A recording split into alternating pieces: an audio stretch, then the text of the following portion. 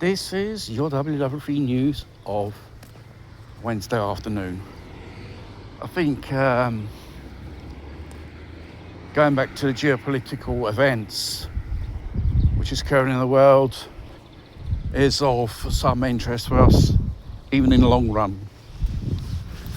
Obviously, there's a bit of silence in the Middle East regarding the war with Iran.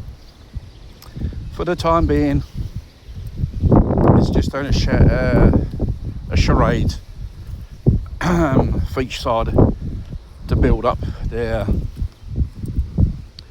military capacity. The Iranians know it too well, and God knows what type of stuff Americans are flying in to the Middle East. Probably the UAE, probably another Arab country which produces oil, is going to be a so-called springboard for some type of ground attack. That's probably explaining why more troops are flying and more stuff are coming in. They may go that way. And obviously, you have the three aircraft carriers task force, many hundreds of miles off the coast of the Middle East, just to keep out of, Iranian missile range. And all these, charades with these warships, strange things happening. It's probably just to distract people, really. So the foreign minister and visit Russia, and they met Putin in person. Probably they're talking about what they're going to have to do next, because these forces which are building up in the Middle East, they are building up on the southern part, which Russia is exposed with a concentration of these so-called, military assets from America. And the so-called nuclear umbrella, nuclear defence of Iran, probably on the table. Some say there's some mistrust, but you wouldn't want there to coordinate some type of defence. It's in the interest of Russians, even in the Iranians, and they cooperate on this one, because seeing how things are going on in Ukraine and with Russia, there's NATO behind it, and attacks on Mother Russia and their oil facilities, they're getting more intense. They're beginning hitting more important stuff as well. And the ambassador to Ukraine, American one, after 1 year she resigned. Strange. Very frustrated with Trump, she said. Well, this is just another charade to confuse the sheep.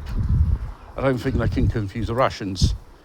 The Russians, I think, between the military ranks and even the population and even the parliaments, are saying, let's get this shit show over and done with Ukraine. They could have done it in days.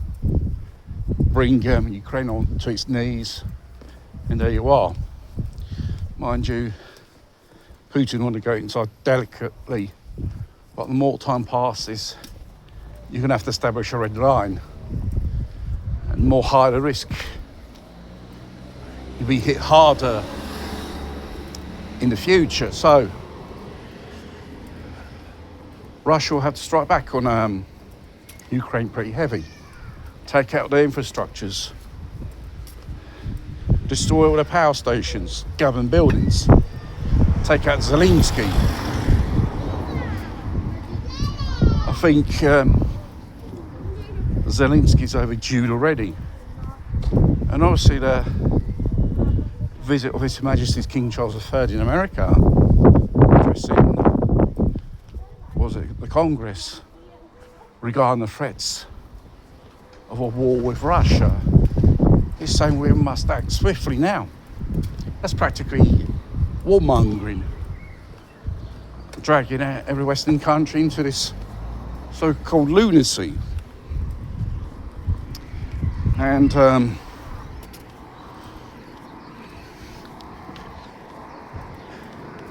while the Americans are busy with in Europe and in the Middle East, the Chinese could have their golden opportunity, get their hands on Taiwan. Mind you, in the last 1 or 2 years, even more, they've been simulating surrounding Taiwan in international waters, some type of naval blockade. And probably when everyone's guard is low down and concentrate on other things, they'll probably go for the kill. Regarding the UAE opting out of OPEC, seems a little bit ridiculous. How are you going to ship out oil if the Hormuz Straits is closed? You can't come in or out, basically.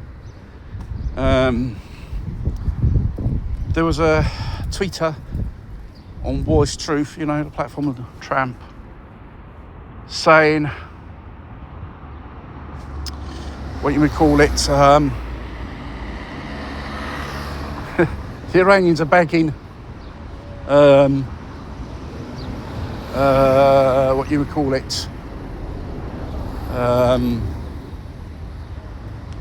Americans saying we're coming to a collapse. I don't think they'll do a thing like that. It's all bottle crap, basically. And all the stuff coming out, leaking so-called secret plans, an extended blockade of this strait may take more longer than it will. 13 million barrels of oil lost a day. When they've filled up the tanks at full capacity, they're going to have to cap these wells. It's not that easy. And even though if this archipelago finishes, how are you going to, reactivate these wells? They take time, they're pressurized. So the world could end up in a global depression economy, with all the effects it will have on everyone. Asia is the first one having the negative effects of this blockade on their economies, on their population. If it continues, this will spread to other parts of the world. So nothing's looking good, and we could expect an attack from out of nowhere on Iran yet again. They know, and obviously the Russians, Putin will have to decide to go down, put his boot down on Ukraine once for all. I think everyone in his government, the population, and those who support him, say we have to, for once and all, deal with this fucking shit, or otherwise it'll become a more of a high risk for us in the future attacks.